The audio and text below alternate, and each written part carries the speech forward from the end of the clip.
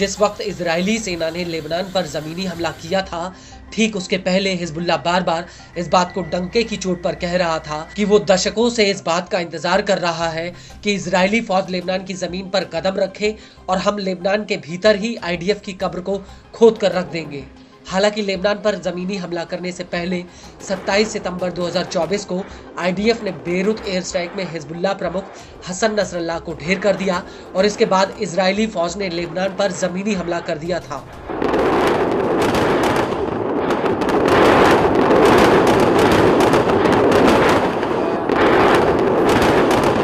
लेकिन लेबनान की जंग इजरायली सेना के लिए एक ऐसी चढ़ाई साबित हो रही है जिसके छोर पर पहुंच पाना इजराइल के लिए इतना आसान नहीं है, क्योंकि हिजबुल्लाह ने इस बार युद्ध में अपनी रणनीति बदल ली है और वो पहले तो अपने बिछाए जाल में आईडीएफ को घुसने देता है और फिर एकदम से ही गोरिल्ला स्टाइल में वो उस पर धावा बोल देता है।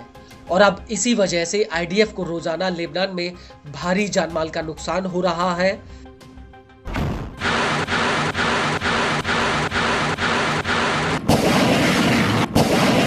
दरअसल लेबनान में 13 नवंबर 2024 को हिजबुल्लाह के साथ मुठभेड़ में आईडीएफ के 6 जवानों की मौत हो गई और सितंबर में लेबनान पर जमीनी हमला करने के बाद से ये आंकड़ा सबसे बड़ा है, जब एक ही दिन में आईडीएफ के 6 जवान मारे गए हों।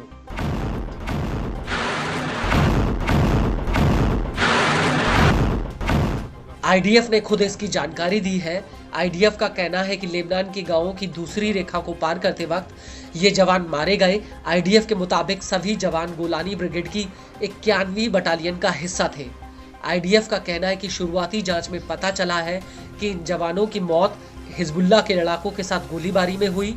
दक्षिणी लेबनान के गांव की एक बिल्डिंग में हिजबुल्लाह के ये लड़ाके छिपे हुए थे, जिनके ऊपर आईडीएफ ने गोलीबारी की और क्रॉस फायरिंग में ये जवान शहीद हो गए। आईडीएफ का कहना है कि इस गोलीबारी में एक अन्य सैनिक घायल भी हुआ है, जबकि 4 सैनिकों की मौत हो गई। इजरायली सेना के मुताबिक इससे पहले 2 अक्टूबर 2024 को हिजबुल्लाह के साथ जंग में 8 सैनिकों की मौत हो गई थी।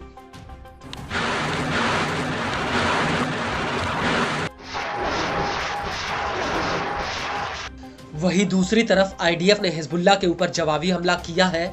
इजरायली जेट्स ने बेरूत के उपनगरीय इलाके में कई हवाई हमले किए। आईडीएफ का कहना है कि उसने हिजबुल्लाह के हथियार डिपो और कमांड सेंटर को मिट्टी में मिला दिया और इस हमले के बाद आईडीएफ ने 2 बिल्डिंगों का नक्शा जारी करके आम नागरिकों से कहा कि वो इन बिल्डिंगों से कम 500 मीटर की दूरी पर चले जाएं। आईडीएफ के मुताबिक उसने लेबनान और सीरिया बॉर्डर पर भी एयर स्ट्राइक की है। आईडीएफ का दावा है कि इस रूट का इस्तेमाल हिजबुल्लाह सीरिया के जरिए हथियार मंगाने के लिए करता था। आईडीएफ का ये भी कहना है कि इन रास्तों का इस्तेमाल हिजबुल्लाह की यूनिट 4400 द्वारा ईरान से लेबनान में हथियार मंगाने के लिए किया जाता था।